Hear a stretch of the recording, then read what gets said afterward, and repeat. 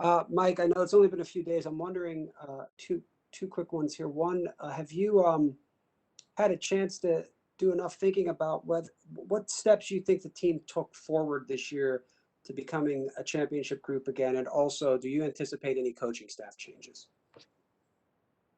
I thought the team took some great strides this year to become the team that we were going into the postseason.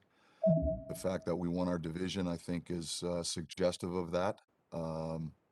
This group played a lot of really good hockey, and obviously we fell short of our ultimate goal, and that's disappointing from all of our standpoints.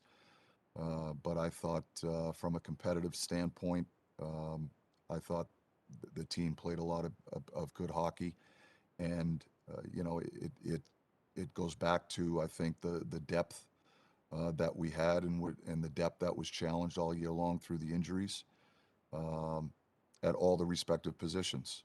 So, uh, that they're a great group of players. It's unfortunate that we didn't meet our ultimate goal, but I thought for the most part it was a pretty productive season to get to the point where we got to contend for the Stanley Cup.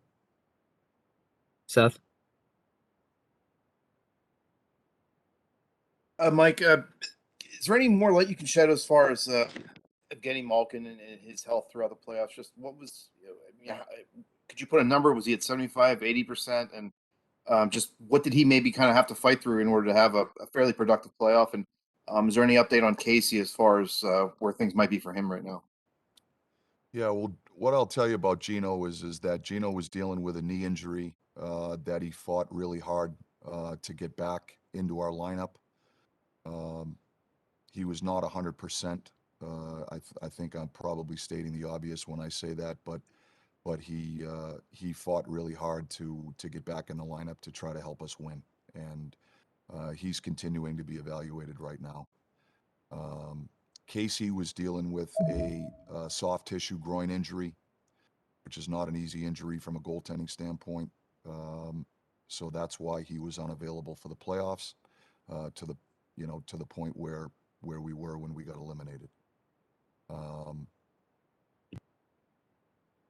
I think that's it, right? Wes Crosby? Mike, before I go on to ask what I was going to, I just wanted to go back to Rob's second question, if you foresee any coaching staff changes. I haven't considered anything at this point, but the season just got over. We just had our exit meetings with our players today, and we'll have further meetings moving forward with our management group. Mike DeFabo? Mike, Brian Burke is on record as saying that he anticipates an evolution to the roster over time. With that evolution, do you think that there will also be some stylistic changes, or do you think that there will be a way to incorporate your speed style with some of the personnel changes that they're going to make? Well, I think I think that statement can be applied to every team in the league. There's always an evolution of the roster, and so um, for me, as a coaching staff, what we try to do is put together a game plan that gives the group of players the best chance to win. And based on the group of players that we have here in Pittsburgh, the game plan that this coaching staff has implemented is based on that very thing. And so, and the other aspect of it is just the evolution of the game itself, and where the game is going. So it's a long-winded answer to your question, but I think the answer is stylistically, or yes, the roster can evolve, and so can styles of play, to make sure that we're putting together a game plan that allows us to play to our strengths, and that's the question that we ultimately try to answer as a coaching staff. Jenna Harner? Mike, now that you've had at least a little bit of time to kind of reflect a little bit, what can you take away from what you guys did this season? Well, there's so much that I'm proud of this group for what they've accomplished, and you know, having said that, we're all, you know, disappointed that that we're not still playing hockey. You know, I think this group played a lot of good hockey, a lot of consistent hockey for a lot of the year. I thought our team competed extremely hard in the playoffs, and for the most part played a lot of really good hockey in the playoffs. It was unfortunate that we didn't get the result, but I think the takeaway is that it's hard to win in this league. There's a lot of really good teams, and you know, you control what you can to give yourself the best chance to win, and that's what we tried to do. Couple more. Chris Adamski.